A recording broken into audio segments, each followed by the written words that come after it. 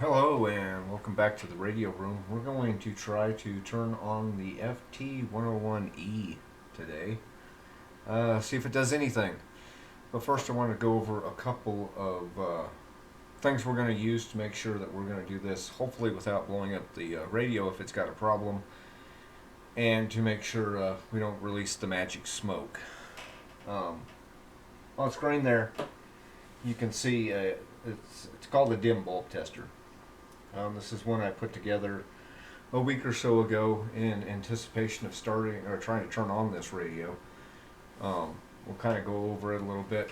If you've never heard of a dim bulb tester, it's basically, to put simply, a device you can put in line with the power cord of an AC powered device um, that will current limit if there's a short. Um, if something inside the radio happens to be shorted out, and is drawing excessive current, this is going to limit the amount of current that can go through the radio. It's going to cap it, so to speak. So hopefully it prevents too much current from flowing through that short-circuited device and basically tearing it up. So let me go ahead and I'm going to take these bulbs off of here and kind of go over what we have here. Obviously, here's power on and off. This is controlling all the power going through the dim bulb tester. This is a relatively simple circuit. If you Google dim bulb tester, you can see very simple schematics for one of these up to more complex ones, but even some of the more complex ones are still very simple. It's basically, you have light bulbs, and these have to be incandescent. So you cannot use LED bulbs for these, because LED bulbs won't do what you want them to do. But it's basically putting these bulbs in series with the hot side of the AC that you're going to whatever device you're going to test. What happens is the bulbs will be the current limiting device. So we have on and off. It's just turning power on to everything. It's letting the power, with the power off, there's nothing, even if you have the device plugged in, there's nothing going to the device. This next switch, we have current limit and test. This is where you start.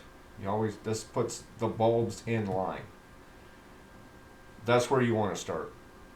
If something goes wrong, you definitely want these in line. Once you've determined that nothing is going to go wrong, you don't have any shorts, things are looking good, you're not about to smoke anything, you can go to bypass, which basically takes the bulbs out of line and sends the power straight to the device. You're going to get full voltage at that point to the radio, device, whatever you happen to be testing, but it will have the full voltage and will not have the bulbs in line. So if you build one of these and you have a switch, definitely make sure you start in current limit. I have two bulbs. They're both 40-watt bulbs. I mentioned a moment ago that you really need to have an incandescent. I believe you could maybe use halogen, but incandescent, in my opinion, works the best. These two are in parallel with each other. They're each 40-watt bulbs. It's harder and harder to find incandescent bulbs. 10, 20 years ago, you just would have went down to your local hardware store and picked up, 40, 60, 100-watt bulb, whatever you wanted, that you just determined that you needed to use. In this case, that's a little hard to do anymore. LEDs are pretty much everything you find. But there is one place they still sell for incandescent, or one application. Besides specialty bulbs, weird shaped ones and stuff like that, you can still find some incandescents. But if you want to get 40 watt, and 40 watt seems like a pretty good level. I can test something up to about 40 watts with one bulb. Or if I got two in parallel, I got 80 watt, capability here because they are in parallel. But appliance lamps, like to go in your oven, they're still incandescent. Reason being, LED bulbs aren't going to survive in your oven. Incandescents will. So the way this is wired inside of here, and I don't want this whole video just be about this dim bulb tester. I just wanted to go over what I'm going to be using, because I just got this thing put together a couple weeks ago in preparation for starting this. The bulbs go right here. This is just a regular outlet. They just plug in there. These two receptacle outlets right here, I've separated inside of here where they're normally bridged together. So these are basically two separate outlets now. Basically, it runs, the power comes in, goes to this outlet, runs through the bulbs, comes out, the other side, and that side is fed directly to the hot side here. So these are in series with what I'm powering, and of course, goes through the device back into the neutral side and back to the cord. So this is a safety device. Basically, what it's going to do, and I'll kind of show you what it's going to do here in a moment. The other device that I do have right now is the Variac. You'll probably heard of the term Variac. Variac is technically a brand name. It's kind of like calling tissue Kleenex. This is an auto transformer. If you want to know the specific name of what this device actually has in it, it's an auto transformer. It's used for varying voltage. This one I got on Amazon. It wasn't terribly expensive. Right now it's set to 118 volts. But you can vary the voltage output all the way down to 0. And this one I believe will go up to 130, I believe. Oop, maybe a little high. Okay, it looks like it'd probably go up to 150, which is a little higher than line voltage. You would just lose amperage capacity once you go above about 120. This is a 5 amp input. Feasibly you could get 5 or less amps out of it. So this isn't a really big one. They make them up to 20 plus amps that you can get out of them.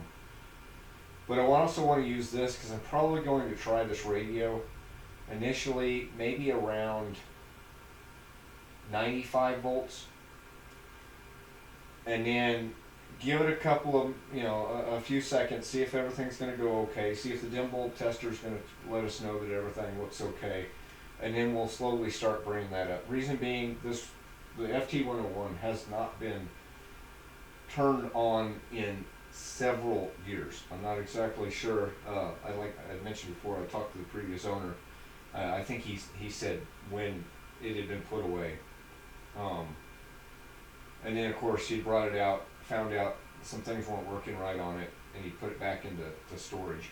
But it's still been a little while. The capacitors, they can have problems just from sitting.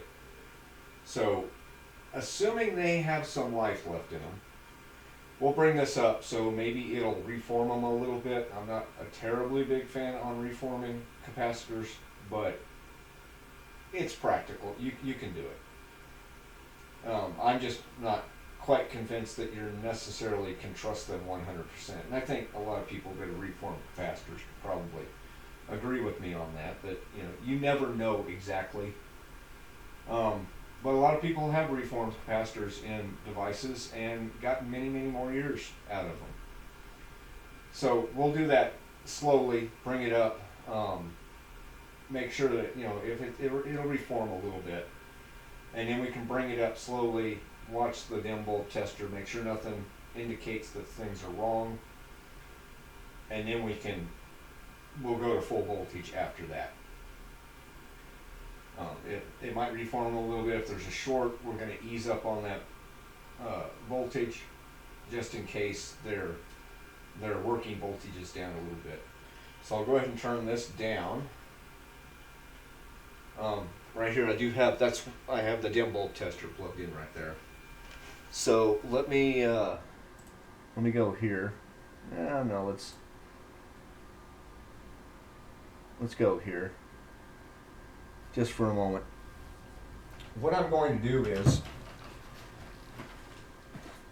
and I know this doesn't really give y'all an indication on whether something's working or not, but I have just an old soldering iron that I'm going to use to test with this, just to kind of show you what's going on here. Now I'm plugging this in, but I'm not plugging it all the way, so if you're trying this at home and directly like I'm doing it, then be careful. Really, you want to have those seated all the way in, but there's a point for that here in just a moment. Just need it to just stay in there. Okay, first off, you're testing something, make sure you're in current limit. I'm going to go ahead and bring my voltage up. I'm testing a soldering iron, and this is just a quick demonstration. So I'm going to go ahead and bring this up to about normal line voltage. Let's go about right there. Let me get this down so that inset isn't blocking it too much. Okay, so I'm going to turn the power on. Now you can't tell, but the soldering iron is probably on. But I have two bulbs in right now. It's only a 40-watt soldering iron. So these are providing a very small resistance to it. I mean, there's two paths going here because it's parallel. So I'm going to go ahead and undo one bulb so I can just run that power consumption through one side. And if you'll notice, as soon as I took this bulb out, we do have this filament glowing. And it's glowing very dimly. And it's kind of got a reddish hue to it. But there is voltage going to the soldering iron because if I unplug it, the light goes out. But what does that tell us? This is ideally what we want to see when we're testing something with a dim bulb tester. Now, if you happen to try this, be very careful. I do have an insulated screwdriver I'm going to do this with. But let's assume that something is shorted out in the radio or whatever you're trying to test. This is going to give us a very quick visual representation that something just went wrong. And I'm going to do that by shorting it out right here.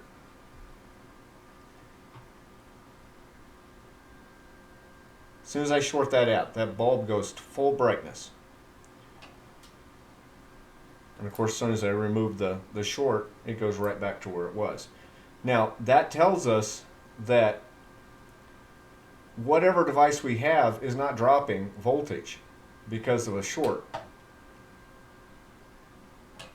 But at the same time, due to the fact that this bulb went brighter, its resistance increased to the point where it's now taking all of that power and dissipating it as heat and light with a very limited amount of current running through the device that we have under test. That's where these things come in handy. Right now, we want to see a dim bulb. That means the load, the device under test, is dropping a good portion of the voltage that we have. So we've sat there, we've watched it a little bit, we make sure that capacitors haven't shorted out, we don't have a direct short in the device. At that time, we can go to bypass. You'll notice the bulb went off. Basically what this switch is doing is it is just shorting out between these two. So it's not going through the bulb, it's going straight to the device. And I can come back to current limit. Now, I'm using a soldering iron here, and I don't want to actually put my hand on it, so I'm going to plug it and set it off the side so it can cool off. And here in just a moment, I'm going to go ahead and turn this down. Let's get this about 90 volts.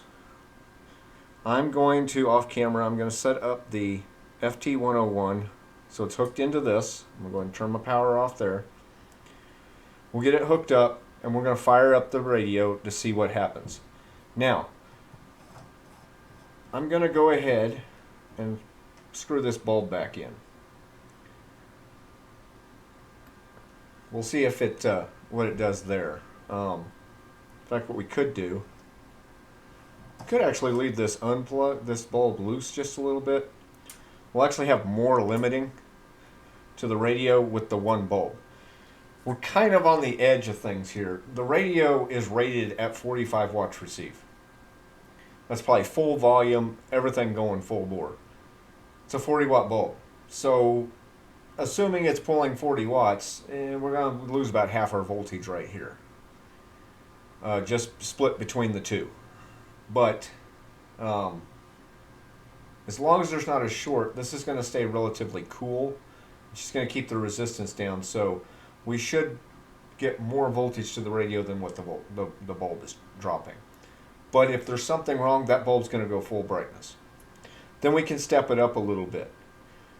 After we kind of confident things are working there, we probably bring the voltage up. We'll put the other one in line, and we'll increase the voltage a little bit to the radio. Make sure they both don't go bright. If they both stay dim, then we're probably in good shape. One thing we have to watch out for is, due to the fact I'm using a 40 watt bulb on this radio, this one might be brighter than it normally would, but we're really making sure that it doesn't go to full brightness. Especially, right after we turn it on. Now, I will tell you all right now, this radio has not been turned on in a while. The capacitors are more than likely discharged. There's going to be a spike of current required in that first moment when we turn the radio on that's going to charge capacitors in it. So these bulbs should kind of flash bright and then come down to dim. That's what we're looking for. We don't want them to flash bright and then stay on. That means we have a problem. We'll just turn the power off and figure out what to do from there. But if they flash bright and then come down relatively quickly, then we probably know we're in good shape. We'll increase the voltage up to probably about 117. If everything's looking good, we'll probably put it into bypass and see how the radio's operating or not operating. But give me a few moments. I'm going to get this set up with the radio hooked up to everything, and we'll see if this thing's going to turn on. See if anything happens. See if nothing happens. We'll find out here in a minute.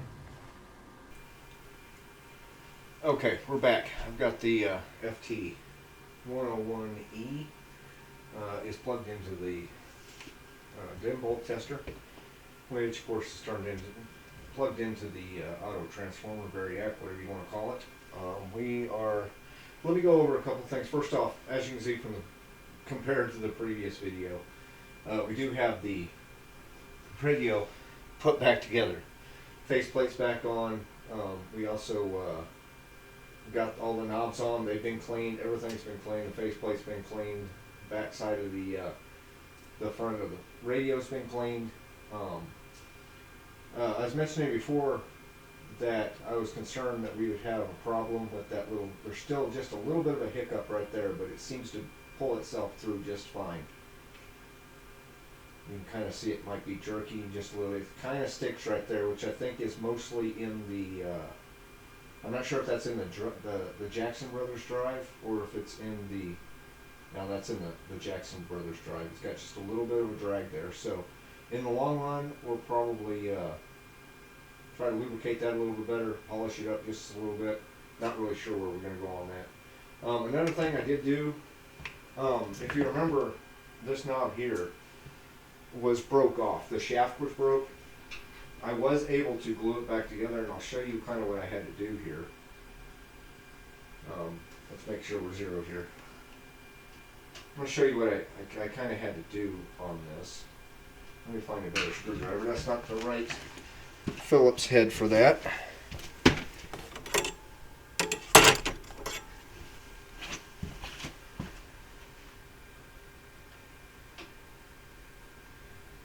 Just loosening the set screws that go on the other end of the shaft here. And I'll pull this out, and you can see what we got going on here. Probably really can't see that very well. Let me move over to the other camera. It might have a little better light on it. There's the dim bulb tester. I do have one bulb pulled out, like I mentioned before. We did glue this. This might wash out a bit. I'm not sure, but it's all one piece now. I super glued it back together. That's the original shaft. It seems to be working pretty good. Let me come back over here. If you'll notice right here, the hole is bigger than the shaft. And at the factory there was a little bushing, I guess you could say, that went in there that kept this from, rocking back and forth in that hole. So if I can get this out of here, found a bushing, and it wasn't quite perfect. Let me see if I can, how this is going to work as far as lighting. I found a bushing, and it was just a little bit sloppy on this shaft. So I crimped it down just a little bit on this end. You can kind of see it's a little bit of almost kind of like a triangle shape. I used my drill chuck to just barely close that down. I also had to polish the sides down. Just used, actually slid this over a 1/4 inch. After I crimped this down just a little bit, I slid this over a 1/4 inch drill bit that has shoulders on it, so it would lock in. It actually ended up locking into these three. Put a file in my vise and spun this on the drill and just ran it back and forth over that file. I just had to take ever so little bit off for it to be able to fit in that hole nice and snug. So it was kind of a trial and error type thing. But once I put this in here, I only shaved it back to just enough that this wouldn't push all the way through. It can't come back out because the knob's in the way. But it makes for a very nice bushing that has just very little play in it. In the long run, I might put a little bit of lubricant in that bushing just to keep it from wearing down the shaft. Get that zeroed there, and I'll tighten this back down. I have the capacitor all the way at one end of its travel in that direction so that I could get this zeroed right here. Might not be exact, but it's going to be a lot closer than just randomly putting the knob on there and having to try and adjust it later. Yeah, I also, and see, now you can very smoothly operate that, and the knob barely has any movement in there. I don't have the final tubes in this. I left them out. We're not going to do a transmit test today. We're just going to see if the radio will turn on and do anything.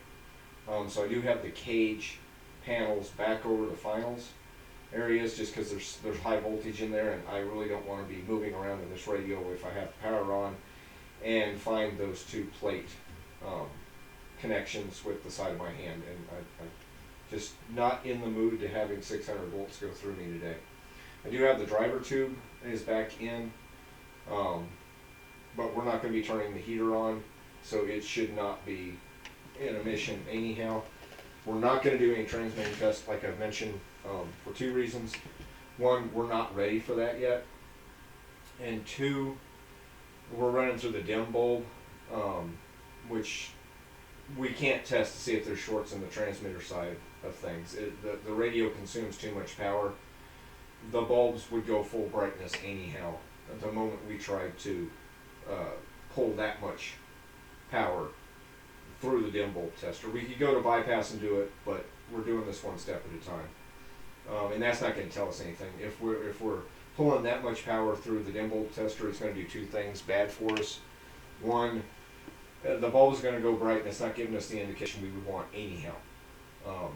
Two, the bulbs being in line drop the voltage a little bit, and of course as the bulbs go brighter it limits the current and also drops the voltage going to the radio by some. When you just, that's the way it's going to work. So the radio wouldn't be getting full power, especially on those really high peaks where it wants to draw a lot of power. The voltage is actually sag, which is not going to make the radio operate correctly at that high a wattage, because it's going to pull more than 80 watts. Even if I had both bulbs in, I could only really pull 80 watts before I'm dropping basically everything in half. So we're just going to do a receive test. Hopefully it'll receive. But the key is we're going to turn it on and make sure it doesn't have any shorts in it. That's the primary goal right now, just to see if it'll turn on without drawing excessive current. Particularly if there's any capacitors that are shorted or dried up or something, that might be a problem. Once we've gone through several tests on this radio and we've determined that things are looking promising enough, capacitors are going to be changed. We're not going to leave the capacitors that are in the radio in for the long run if the radio is going to be operational. So let's see if we can go ahead and get this thing tested out. I do have the Variax set at 95 volts right now. I have one bulb in the dim bulb tester. So hopefully you'll be able to see if this bulb, like I said, when we turn the radio on, it might flash real bright for a moment while there's capacitors charging, but it should dim right back down to not being very bright. What we'll do after that probably is either pull up the voltage slowly on the Variac, or we'll put the other bulb in, see how things are working with. It's just going to give more voltage to the radio, more closer to operating than with the one bulb, because the one bulb is going to limit current more than two bulbs would. So Variac's on. I do have the power off, the heater's off right here. We are in current limit position right now. So I'm going to go ahead and turn the power onto the dim bulb tester. There's power supplied to the cord right now, and we're going to flip the switch. So here's hoping for the best. Everybody kind of keep an eye on that upper right hand corner, and let's see what the bulb does. Oh, see how it flashed bright? Now we just have a little bit of a dim filament on the bulb, running about 95 volts right now. Looking at the radio, we do have an LED that's come on, indicating VFO. We do have a meter light that's on right here for the meter. It looks like the light bulb for the frequency display, I'm guessing it's probably burned out. I'm just kind of wiggling it around. Maybe it's not good in its thing. I think that one's probably burned out. And of course, right here there would be a light as well. And as I mentioned before, that one was one of the ones I had to unhook. As it turns out, I probably wouldn't have. I could have gotten, I think, everything off of there. It just would have been very difficult. It was burned out. I did do a continuity test on it. Zero continuity. I mean, it was an open bulb, so I didn't put it back in. The wires are in here. I do have tape over the ends of them, even though they were cut flush, just to make sure they didn't short out anything. If the radio shows promise on them, I mean, it's just the bulbs I'm going to have to be replacing. So far, we have nothing showing that we have a problem so far. But we're only at 95 volts. I am going to put the other bulb in and see what happens. The other bulb might go out because we're going to be splitting that current between the two. Now, if you'll notice, when I did that, the bulbs did go out, but it is getting more voltage here. That light did get a little bit brighter. So I'm going to go ahead and undo this. Let's lower the voltage down some. But I'm going to, so far, I'm going to take a look at the inside of the radio and just kind of look around, make sure that I'm not seeing anything or smelling anything. I don't smell anything or see anything that looks adverse. No sparking, no arcing. I don't smell anything that smells like it's burning or hot. It pretty much just smells like like a 50-year-old radio. So I'm going to turn up the voltage some. You'll probably notice the lamp bulb is going to get brighter. Our dim bulb might get a little bit brighter, but I'm not expecting it to by very much. I'm probably going to go ahead and bring it up to about 105 volts. Well, there's about 108, 109. The bulb is still staying fairly dim. It looks a little brighter in the camera, but it's still just a dull orange. And I'm going to go ahead and bring the voltage up to about 117, 118 volts. Okay. So the radio is probably still operating on a little bit lower than normal voltage, just due to the fact that we are dropping some in the bulb. It is in series with it. But we are probably around 90 volts or so to the radio. Let me go ahead and put this in, this other bulb. It's going to increase the voltage. I don't want to bring the variac up higher than about line voltage, because we don't want to over voltage the radio. So I'm going to put this other bulb in. It's going to give a little more voltage to the radio, but it's still going to current limit us. And see, now you can see the voltage did come up on the radio. But we do have enough voltage to pull some current, and I don't know if you can tell. You can probably just barely tell, especially on this bulb right here. We do have just a very dull glow on both bulbs. So from what it looks like, we don't have any shorts. Volume is all the way down right now. I'm going to give it some volume. I'm also going to increase the RF gain. Right now I'm not seeing any life really out of the radio, besides these two lights that we have on. Oh. If I do turn it all the way up, I can hear static really lightly coming out of the speaker. Let me try some other modes. We're in lower sideband right now. And I am keeping an eye on the dim bulb as I'm changing anything here. If anything, if these happen to go bright, I'm immediately turning that switch off.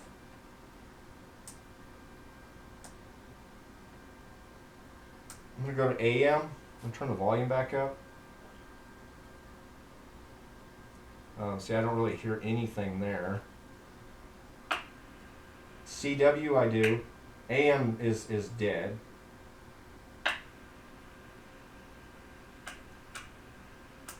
Lower sideband, upper sideband, tune, CW. I all hear static. I go to AM, I don't hear anything. Let's see what we got here. Right now we are in the 80 meter. And mind you, there's no antenna hooked up to this right now. Just kind of going through some of the motions here, making sure that we don't get a bright flash on that dim bulb tester.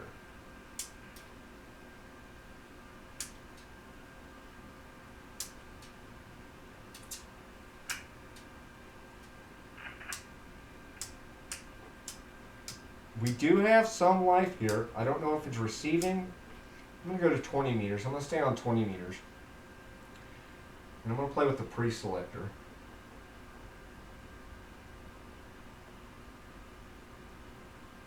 Because we might need to increase the pre-select a little bit.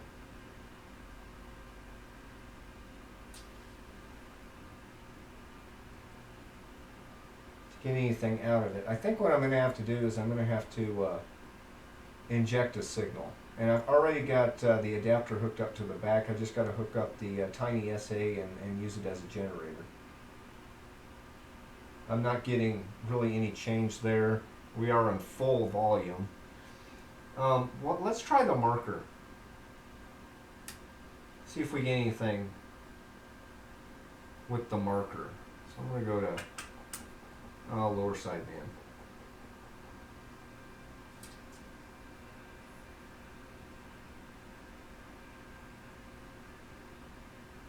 I'm on the 100 kilohertz. So in theory we should see it every 100. Let's go to 25.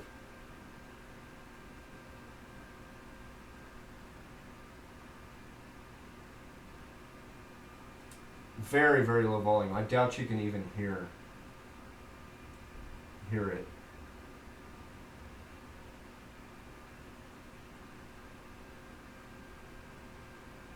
We are at full RF gain. I'm not hearing any tone.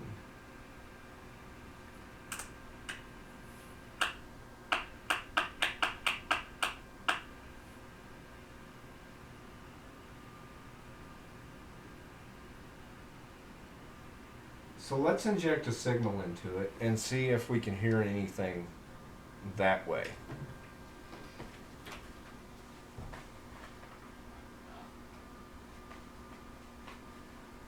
We're at about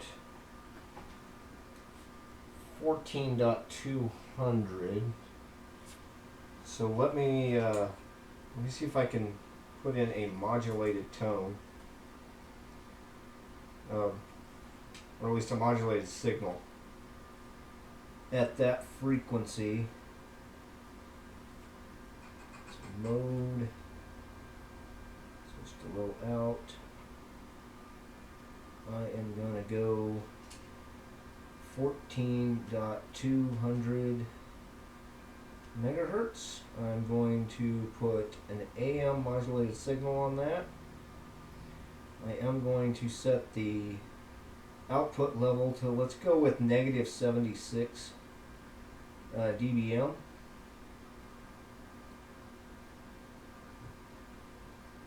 And we will modulate it with a, let's go with 900 hertz tone. So we got 14.200, negative 76 dBm. We're going to try and inject, and it is on. Let's see if we can hear anything anywhere. Volume's all the way up.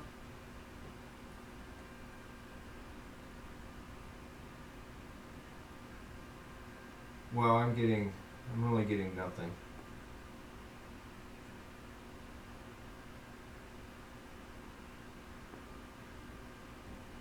I'm not even getting an S meter reading.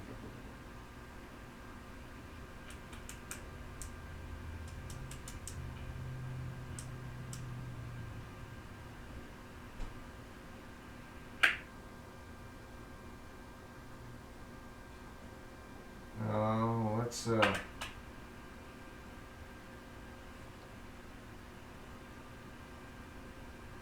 I get no increase in static on playing with the pre-selector.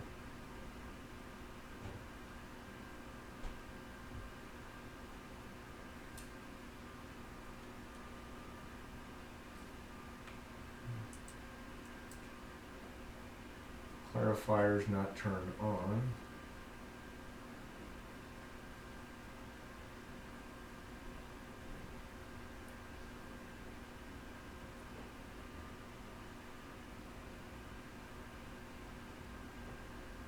And like I said, I'm not even seeing anything on the S meter, which kind of tells me it might not even be receiving anything.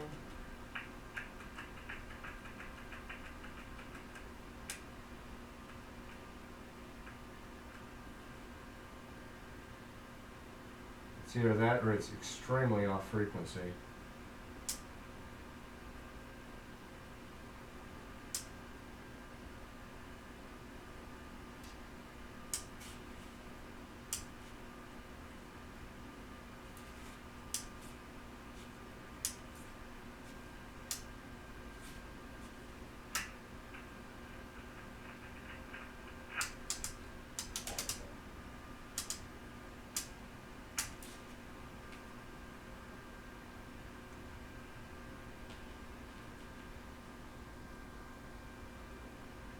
I do turn the RF gain down, I do lose noise.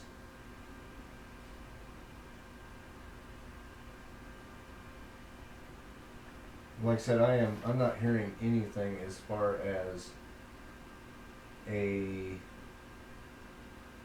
signal. So we're probably going to have to do try to do some stuff here. You know, I'm pretty happy with this not drawing power. I'm going to go ahead and bypass and send full power to the radio. Oh, we get another light now too.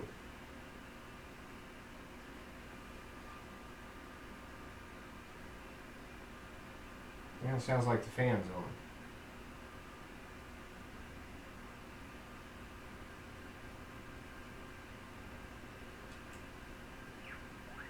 Oh, now I'm starting to get something.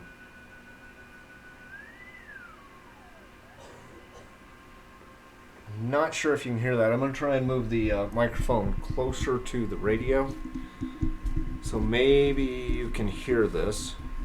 Please excuse any bumping and knocking. I have the cord wrapped up right now, and I need to get a little bit more.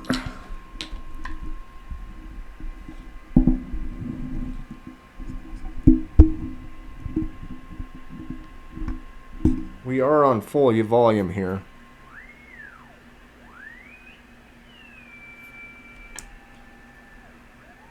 And just, I'm going to turn the output, the generator off. So we are hearing the generator. So on, off. So it is the generator we're hearing. I'm going to turn this off for a moment and unhook it, the tiny SA, what I'm using for a generator. Because I'm going to try and see if the internal marker generator will work.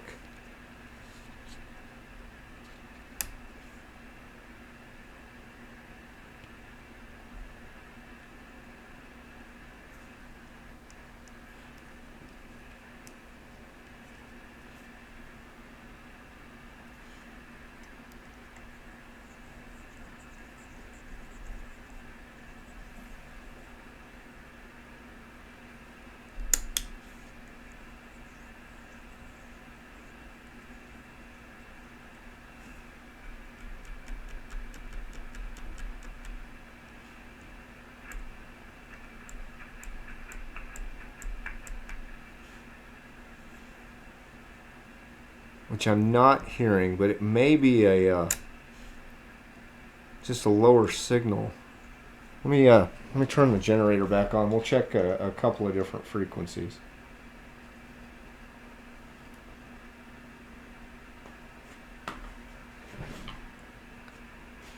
So first off, here's 14,200.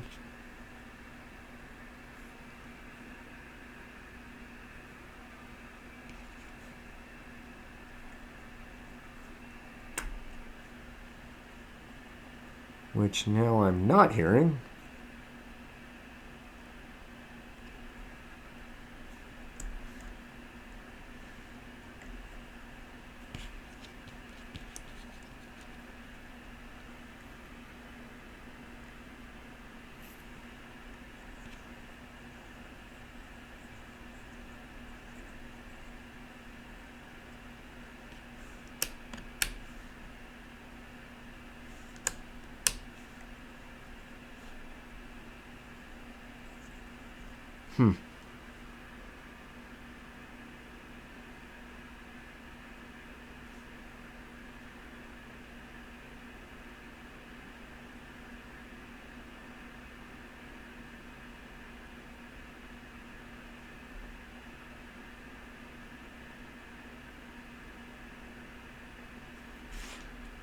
Just let's try 10 megahertz. No, let's go back to 14.2. .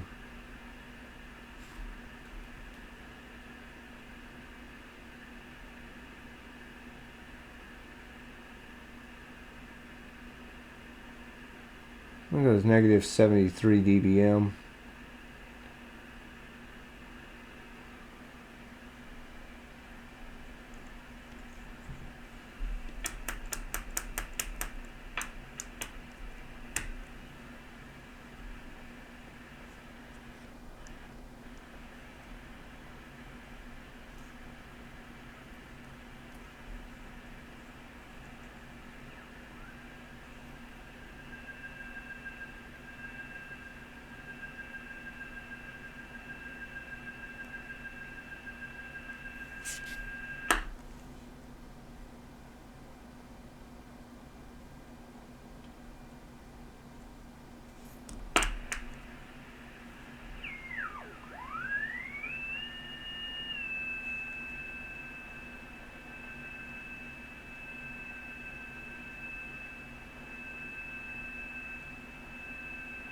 So we do have, it is receiving, just a little off frequency.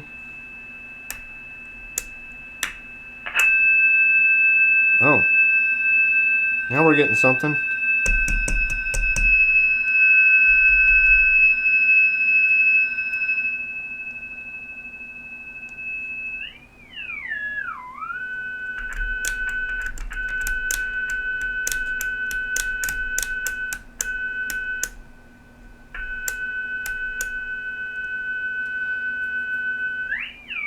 Let's verify that's our generator. Yep, that's our generator. I was playing with the marker switch here, so maybe that needs to be cleaned up some more. I'm only at about half volume right there. I don't have anything on my S meter.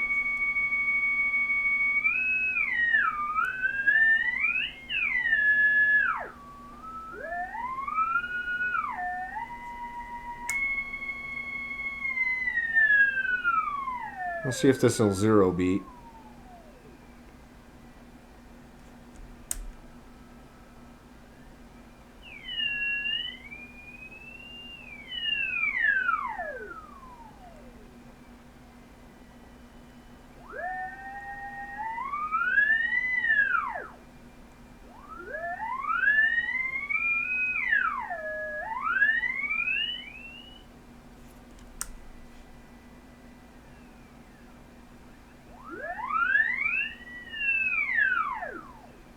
Okay, so it is switching between the two sidebands. Let's go to CW.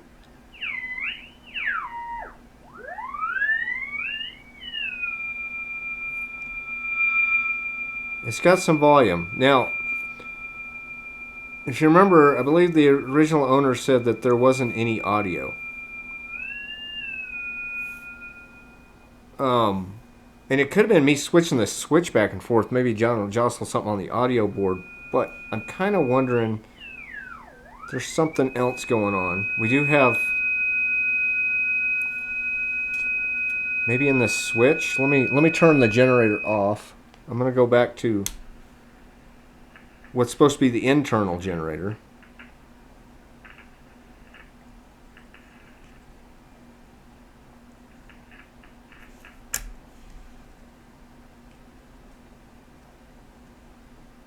Which does not seem to be doing anything. Go back to the external.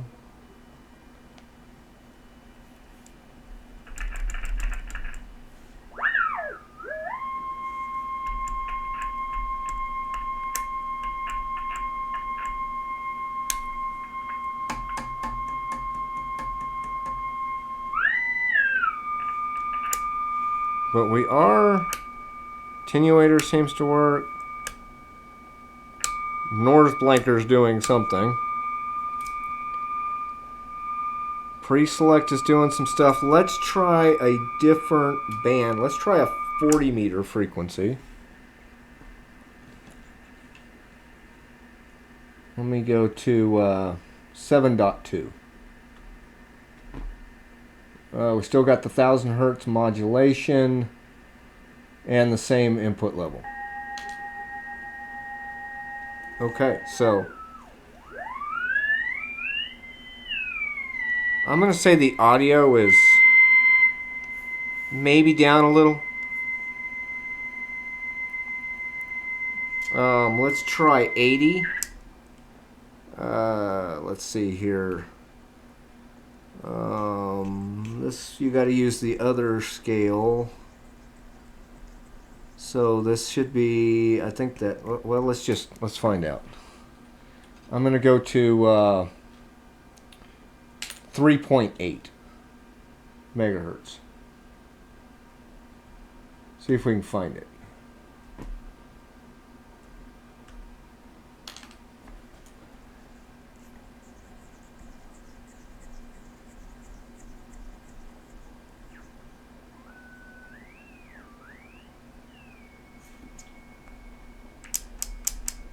Okay.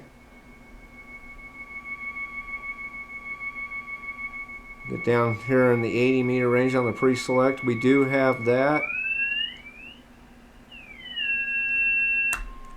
Okay, I actually have AM. If you can hear that, I hope you can. AM seems like it's down a little bit.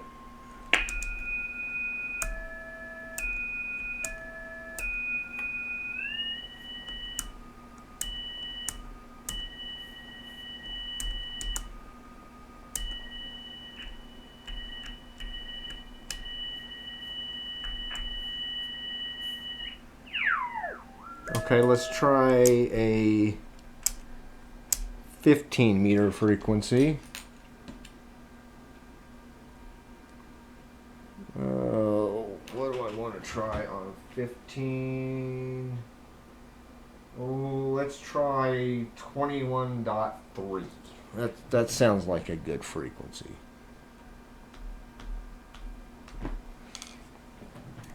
Since that's pretty much kind of where we're at. I'm going to get close. Turn the generator on, might help.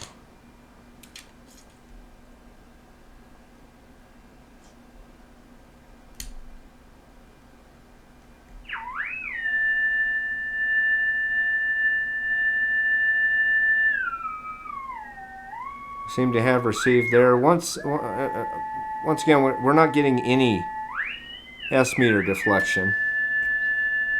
So let's try, I'm not going to try the 11 meters. Let's try 10A. Not 100% what the frequency range is on that one, so I'm going to try 28.1. Seems like they got the 10 meter band kind of cut up there. So let's go down here.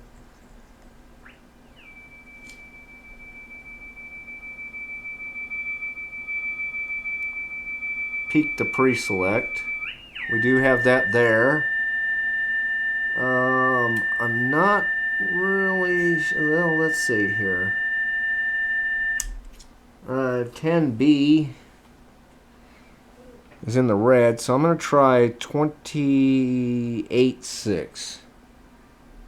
Not, like I said, I'm not 100% sure what the ranges are on each band on the 10 meter.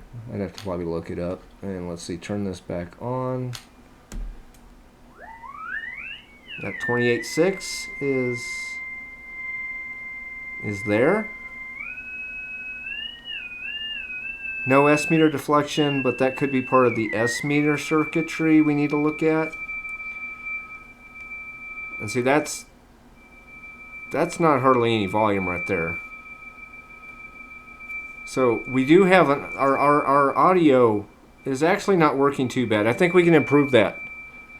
Maybe with some capacitors and check out the board real close. 10C. Whew. 29 megahertz maybe? Let's see if it does 29 megahertz in that one.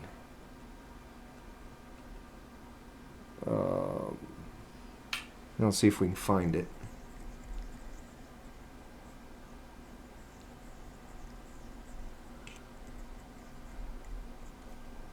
Well, let's just see if we can find it.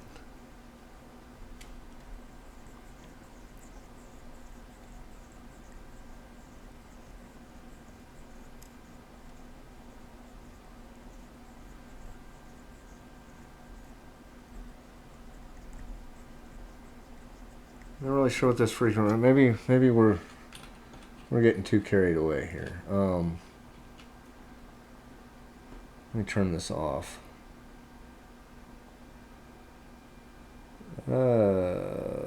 Let's try.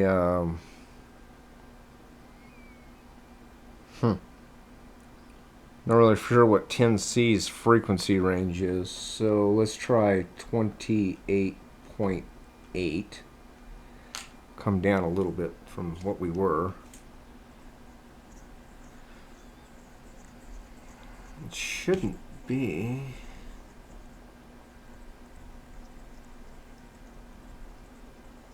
Let's go to something 0.2 and I'll see if I can find it. It might be like 29.2?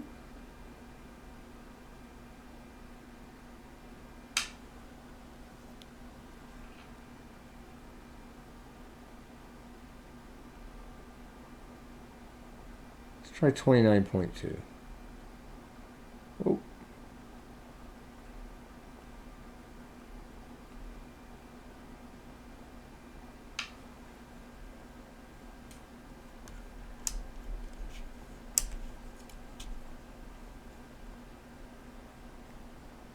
Maybe.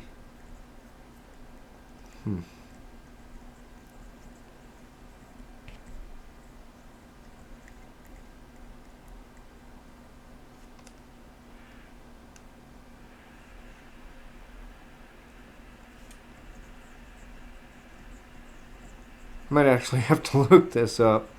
But the radio, I mean, it's doing something.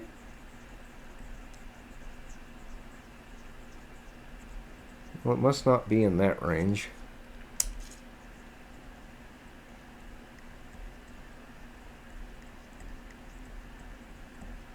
I'm probably gonna have to look this up. I'm not really sure what the frequency range is on all the 10-meter positions. I'm sure it's just a glance in the manual and figure it out. Let me try. Well, let's see here. I'm pretty close to the 700 there. I wonder if that's 29.7.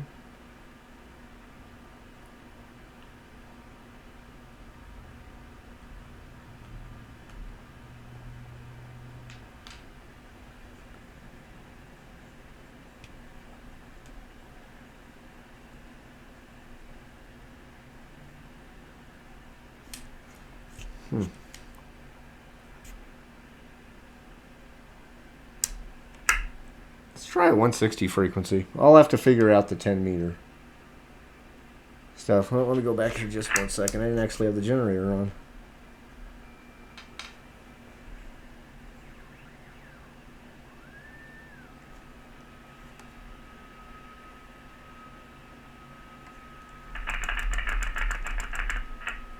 I can hear it.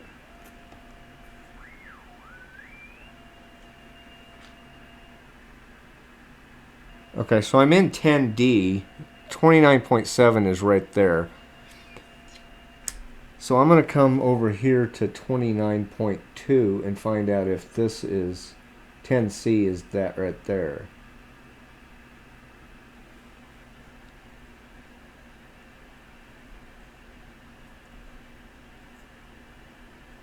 Not getting anything in.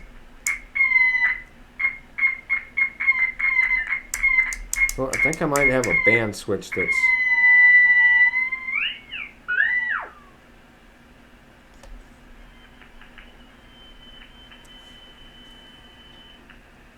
Ah.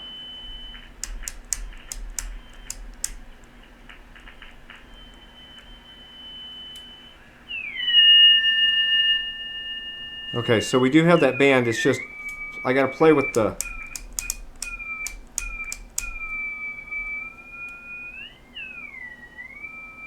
Okay, so that one does work. Let's try, I still want to try 160 real quick. So I'll turn the generator off and we'll get down to, 1900 or something. 1900 kilohertz. So 1.9 megahertz. Turn that back on, and we should have that. Of course, I'm going to have to move the pre-selector way over here to even get close.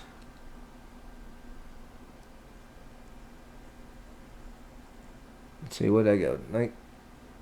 1.9. Maybe there.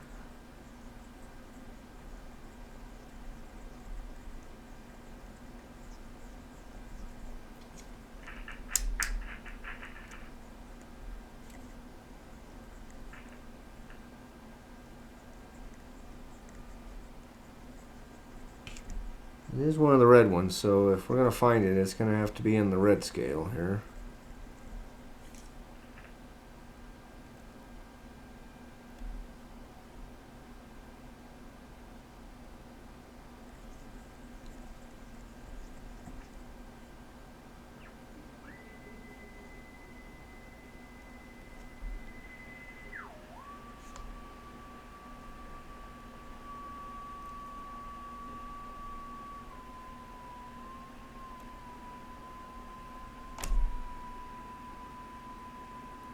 That's a birdie.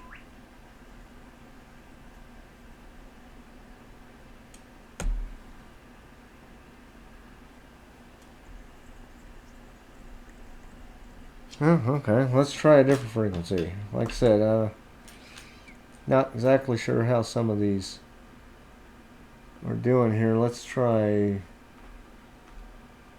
1.8.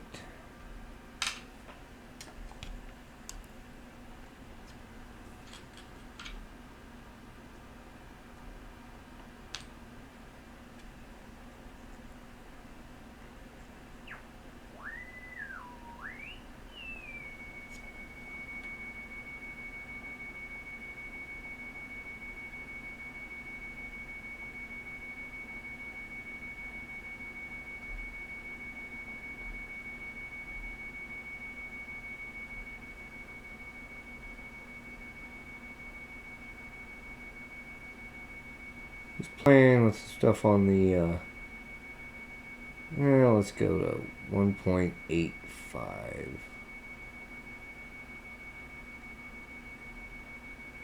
Negative 73 dBm. AM modulation. And 1000 hertz. I know it's picking up some birdies.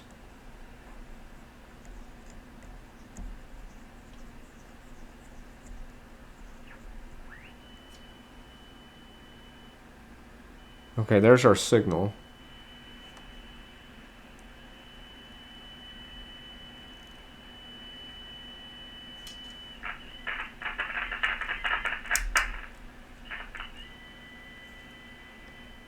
That is full volume.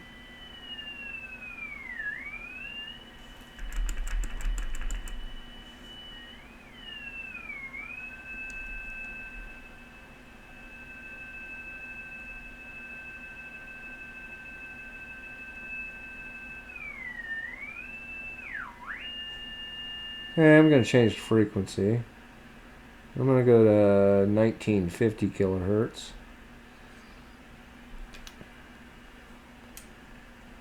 See if it's right up here.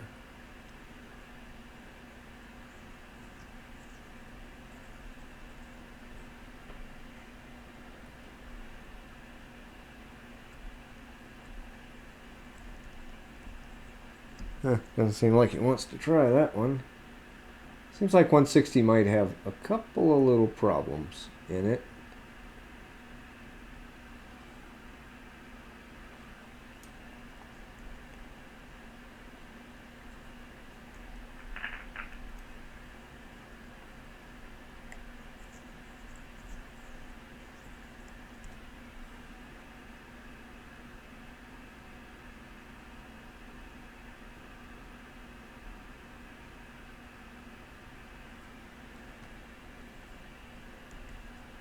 So now I'm not hearing it.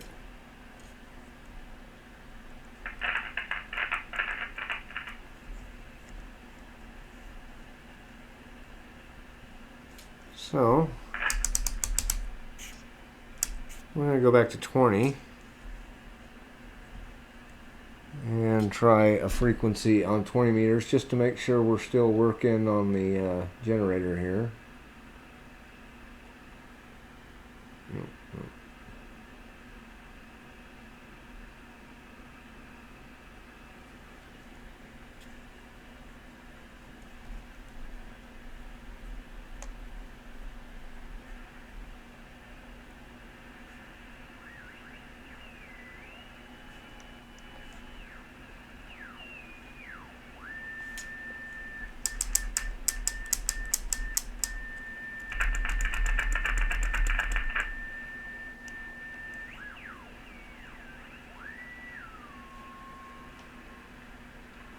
Yeah, I think we're having some intermittent stuff because that's fully volume back again.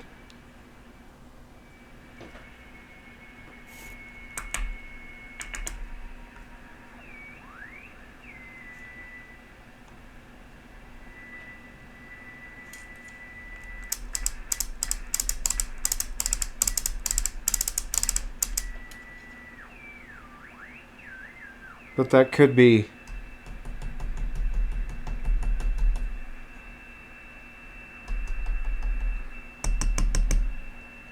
in the audio board. It's having some intermittent problems there. So I'm thinking we're not doing too bad here. I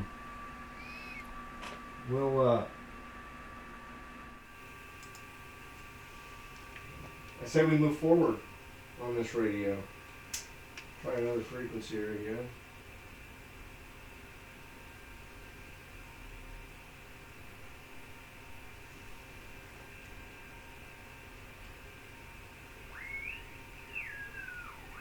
Yeah, we're back down on audio again.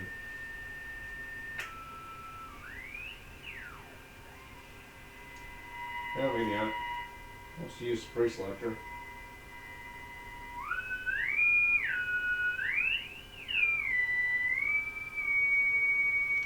Okay, so I think the radio's got some promise. We just got to work some bugs out on it. So we'll go ahead and shut it down. The only heat I really feel in the radio actually is coming from the pilot lamps. So it doesn't feel like there's really anything getting hot. I'm not seeing any smoke coming out of the thing. I'm going to smell it again. Just smells like old electronics. So I think we're good to continue on with this project. I'm thinking maybe a cap kit and change all those Mylars out on that audio is going to be a good start. Change the mica cap that I was mentioning in the previous video in the transmitter section. Maybe we can try a transmit test after we get that done. I think we're good to continue on, so I'm going to have to order some parts. Got some other things to work on as well, but we're going to continue on with the project. This shows enough promise to carry on, so we'll just kind of keep trying to improve things from here. Thanks for stopping by the radio room and getting through the next step on our FT101E project. Might take us a little time to get through this thing, but we're going to keep chugging along and keep trying to make progress. Once again, thanks for stopping by, and bye for now.